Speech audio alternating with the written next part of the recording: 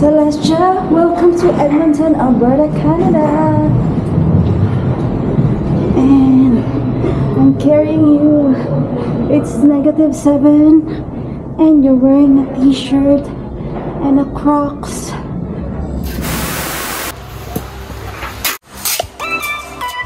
Celestia, maubusan na yun ng pagsusulatan. Welcome to Jill in Can. This is it, guys. Ready na kami. See you soon, Canada. Gwapo kong tito. Ah, you're on the vlog.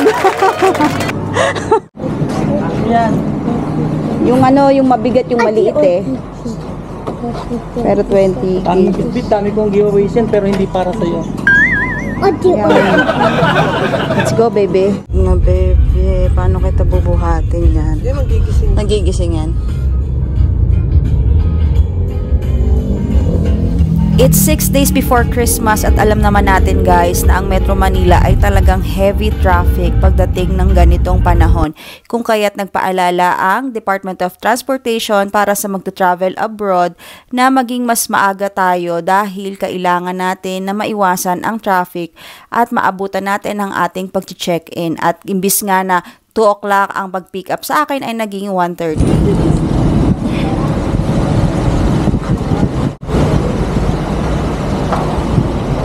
Shoutout nga pala, guys, sa aking Tito Richard na nag-drive papunta dito sa airport at tumutulong din sa pagkarga ng aking mga bagahe.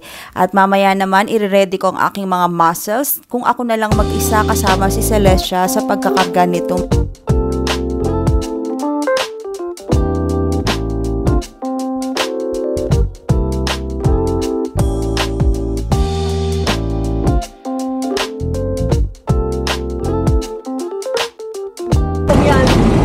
Ano ba laman yan? Hindi ba yan babasag? Mga diaper lang yan, kaya bulky. Walang mapasagin yan. Ito mo ano, patong na lang dito ako na yung tulak ko. Ang mahulog. Dito. Ayan. Ito na dito.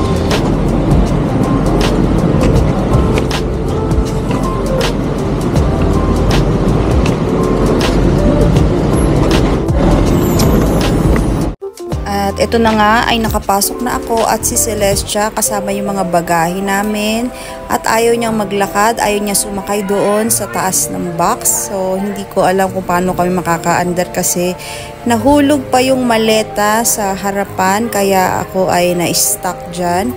At ito, buti na lang ay na-video ni Tita Lydia yung mga pangyayari dahil si Celestia talaga dyan ay naiiyak na, nalulungkot siya na si Tita Lydia ay naiwan sa labas.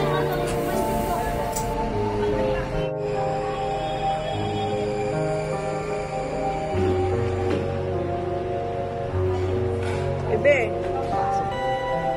Bebe, ka na. Okay, sit down here. You cannot get?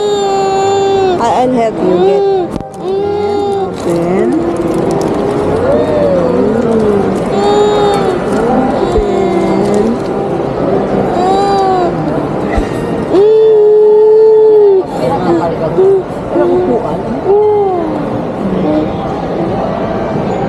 Yan na, under na tayo. Naku, paano tayo under niyan?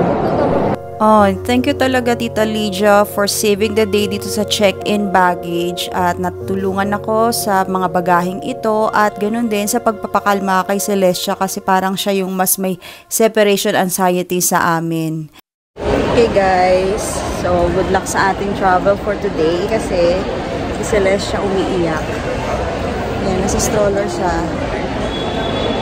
Pero, meron akong assistant sa ngayon. Si Tita Lydia. Pupunta din siya, oh, meron din siyang Eva Air. Eva Air. Free ako, with free. Nakalusot siya. Tapos na-upload. Oo, ano natin ma-upload si Tita Lydia.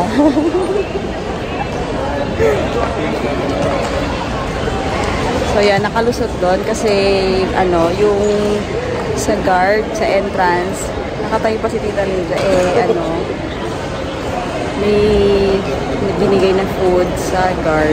Tapos si Celestia umiiyak Hindi na namin na video, umiiyak. Kaya pumasok siya, nakapasok siya. So, dito muna siya. Habang di pa, nag-check-in kami ngayon. Para sa mga magta-travel na may mga maliliit na anak na gumagamit ng stroller ay mas mabuting ipag-gate check-in nyo ang stroller na ito at magagamit nyo siya hanggang gate at pagdating doon ay i-check-in nyo na para pagdating sa loob ng airplane ay sila na ang bahala sa stroller na yan. At pwede nyo naman siyang kunin paglabas ulit kung kayo ay may transfer, magagamit nyo siya at ibabalik nyo lang din ulit dahil meron naman siyang tag para sa gate check-in. Be sure guys, before tayo pumila ng check-in ay nakapagbayad na tayo ng travel tax dahil ipipresent natin ito sa check-in baggage. Natapos na nga guys ang pag-check-in natin kaya backpack at stroller na lang ang aking dala ngayon. Iba-backpack ko na kaya to. Ay, di mo nakita.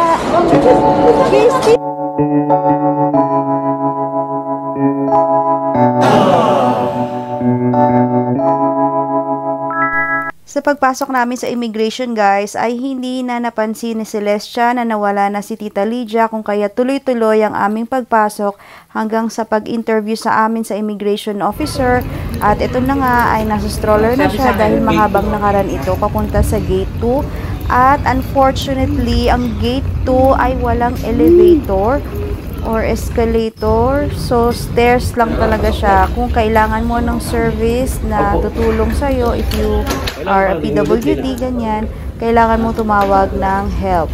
Ayan. So, yung mga taong pupunta dito ay may mga dalang hand carry na luggage, ay binubuhat lang nila. So, si Celestia ay niligpit ko muna yung stroller at binuhat ko at naglakad naman siya pababa.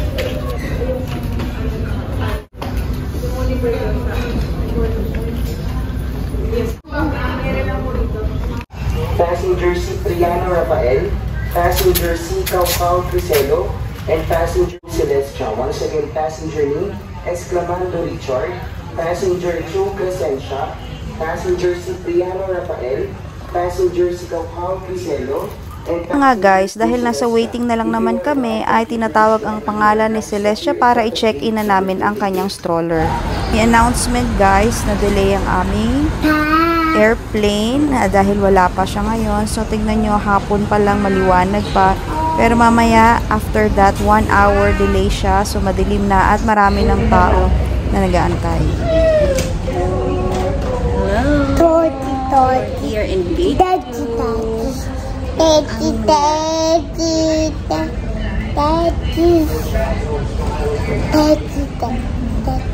Where's Tita Lydia? Oh, don't remove that. Don't remove. That's your sticker. That's your sticker. So, may baon siyang breadsticks. And so, ano ba nangyari kanina? Sa immigration, tinanong yung question, tinanong yung, kasi student ako, binigay ko yung aking, pinakita ko lang yung letter of acceptance ko at yung study permit, tapos nagtanong ko sa magkano yung nagastos ko, tapos maglan kami, hi! Tapos yung asawa ko kung ano yung permit niya, yun, tapos sinabi ko na madami kami, at sinundo ko lang tong youngest. So, sabi naman niya, marami na talaga nag-i-student ngayon sa Canada. Pero sinabi ko na yung updated na kukonti na yan, magiging konti na yan by next year dahil sa bagong announcement. Yan. So, pagdating naman ng immigration, after nun, yung check ng baggage, yung aking Bath and Body Works na binigay ng aking friend ay less than 100 ml na yun, pero kinuha pa din. Pero sabi ko nga anyway, sige, okay na rin yun. At least nakapasok na kami at wala nang problem.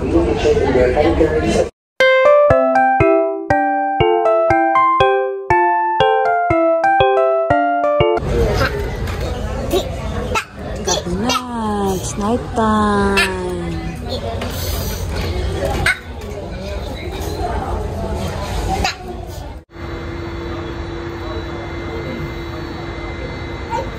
Ito guys, sa tagal-tagal na pag-aantay namin kung ano-ano na nga lang ang ginagawang exhibition ni Celestia dito sa gitna.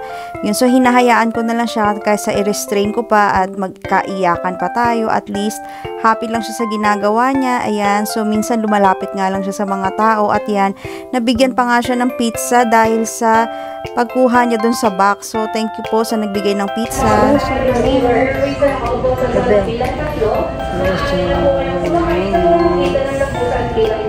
Dami ng tao. 行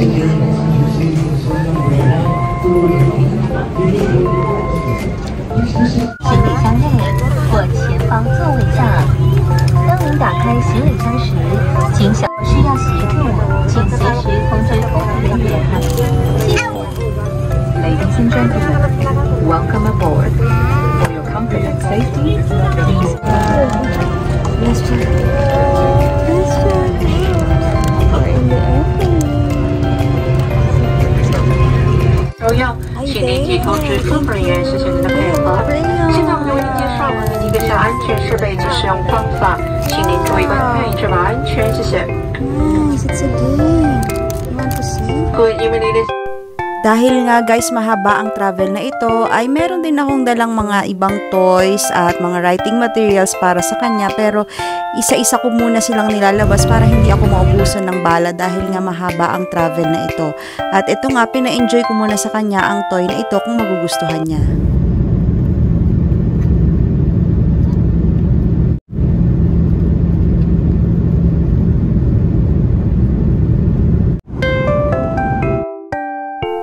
Nagustuhan naman yata niya guys ito, kaya buong flight ay talagang ito lang yung pinaglalaruan niya. At yan, kakain na nga kami.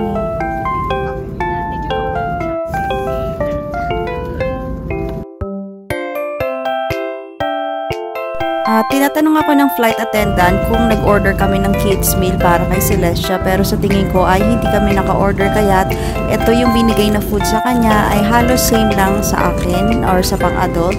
Yan, pero hindi naman niya kinakain kasi sa akin yung sinusubo yung mga shrimp na yan.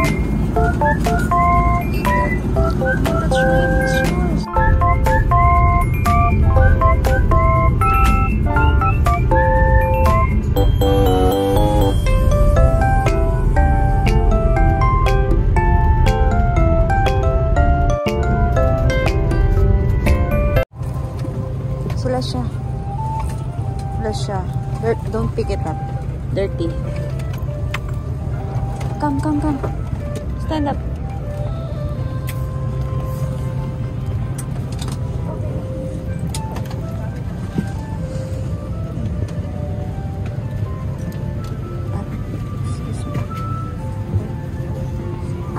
Sorry po.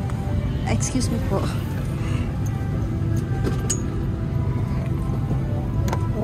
Ay, bata po ako.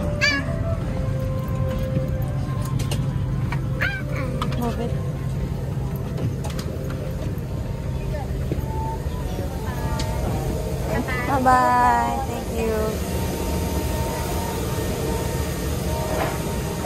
Yung stroller guys, hindi na namin kinuha muna dito dahil masaya at may energy si Celestia sa paglalakad, kaya naiwan muna yon at sila nang bahalang magta-transfer niyan sa next airplane.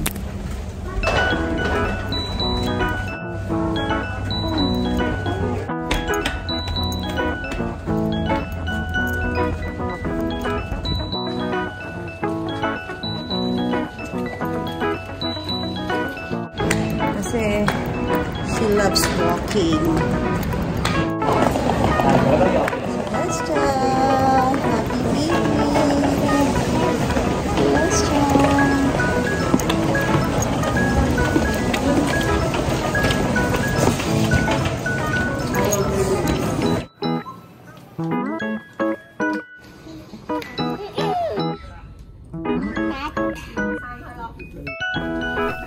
Ito nga guys, so ang dami pa rin energy ni Celestia. Imbis na makatulog tayo, hindi talaga tayo makakapagpahinga kasi kailangan ko siyang bantayan kung saan-saan nagpupunta, ano-ano ang ginagawa. Kaya ito, nilabas ko na ang aking mga ibang bala. So, sakay muna kami dito, paikot-ikot, at mamaya nilabas ko yung kanyang writing material para makapagsulat-sulat muna siya. Oh, we're bound for Vancouver.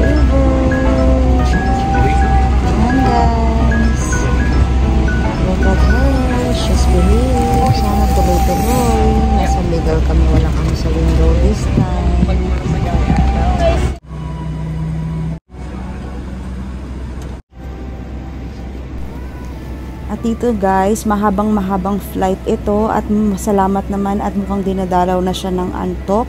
At buong flight na ito guys ay nakatulog na nga si Celestia. So mahabang flight ito, 10 hours at mahimbing ang kanyang tulog kaya mabuti naman at medyo nakapagpahinga din tayo ng kaunti.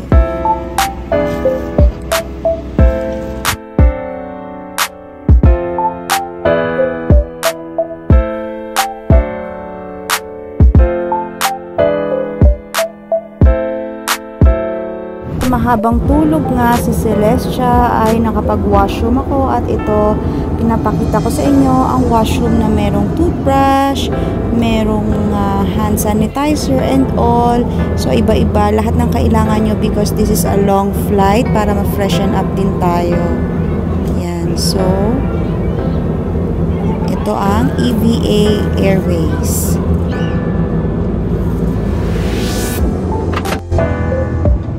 Sa last hour ng aming flight ay dito ko palang nailabas ang kanyang tablet kaya ito nanonood siya sa tablet habang kumakain ng tinapay.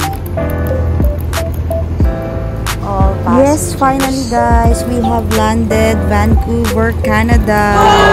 At yan, nandito naman. Gamit ko na ngayon ng stroller ni Celestia dahil mahaba ang lakarin na ito. Nakita ko rin sa ibang mga vlog kaya ito ginawa ko at naging ready ako para sa paglakbay dito sa Vancouver Airport. Yan, so gamit-gamit namin to at nagplagay na rin ako dito sa kiosk. Yan yung travel declaration namin. Yan, pagkatapos nito ay pumunta kami doon sa immigration at sinabihan ako ng immigration na pumunta ako doon sa immigration office para kumuha ng visit visa permit or visit permit ni Celestia para yung kanyang duration ng stay ay maging katulad sa duration ng aking stay bilang student visa holder. After the travel declaration and the interview sa immigration officer, kailangan kunin muna namin yung mga baggage namin at iiwan ito sa cart counter bago kami pumunta ng immigration office para makuha ang kanyang visit permit. Yan. So guys, may nagtatanong nga rin pala kung kailangan ba ng ETA ng isang student visa holder. So dahil ito ay pinag-aralan namin, hindi na namin kinuha ang ETA na nagkukos ng $7 at hindi naman kami hinold, hindi naman siya naging issue dito sa immigration as long as you have your study permit, your letter of acceptance from your school, ay good to go na tayo dito sa immigration ng port of entry natin sa Canada. So, every time tayo papasok ng Canada sa port of entry natin, kailangan talaga natin pick upin yung ating baggage at itatransfer natin siya para sa domestic flight natin. So, ito yung struggle kasi kailangan niyang mag-sit down sa box kasi hindi ko kaya na mag-stroller tapos may trolley na itutulak. So, kailangan mag-cooperate siya but okay naman. Nakasurvive naman kami guys. Please comment down below guys kung ano yung naging experience nyo nung meron kayong kasamang toddler o mas younger kid dito at solo traveler din kayo guys. So iba-iba tayo ng experience and please let us know para makatulong tayo sa iba na magta-travel din going to Canada or anywhere in the world. Ayan, na lalo na pag solo traveler sila. Doon lang dito guys nangyari na pag check-in ko ng baggage, nasama ko yung stroller sa check-in at ito ay lumabas na sa Edmonton. So papunta kami ng gate ay hindi ko siya nagamit dahil naka-check-in na nga siya at napagod kami guys, lalo na si Celestia. Nakatulog siya hanggang sa flight papuntang Edmonton ay tulog na tulog siya. Kaya pagdating namin sa Edmonton ay nagising naman siya guys at yan, ready na tayo makita ang kanyang mga siblings at daddy. Hi! Celestia, welcome to Edmonton, Alberta, Canada! Yay! And I'm carrying you. It's -7 and you're wearing a t-shirt and a Crocs. And I'm carrying you. You're so heavy. Let's look for them.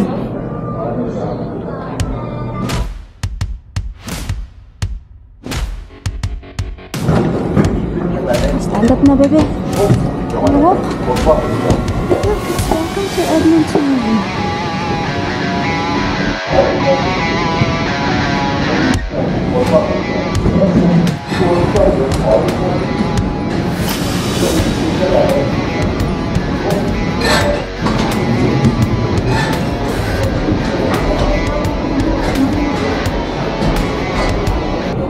There! Hello! Lesha! There's Ate Lesha! Naka-t-shirt lang. Ayaw magpa-jacket. Sila kakahara kayo yun. Sila lang. Sa bahay. Hello, bebe! Sabi!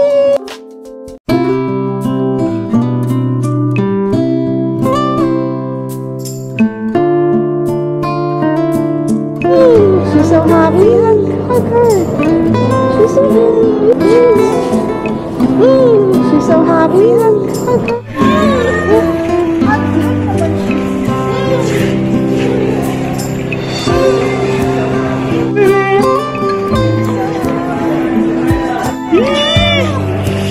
Doon tayo sa ito.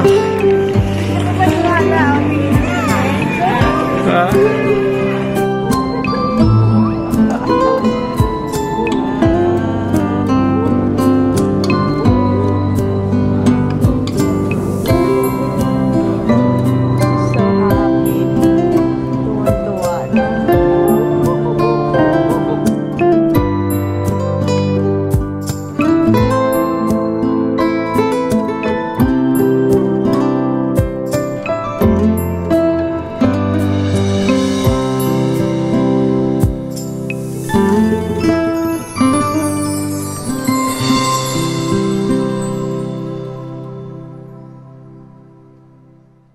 That's for today's video, guys. Thank you, Canada. At finally, makakasama na namin si Celestia sa Christmas at sa New Year.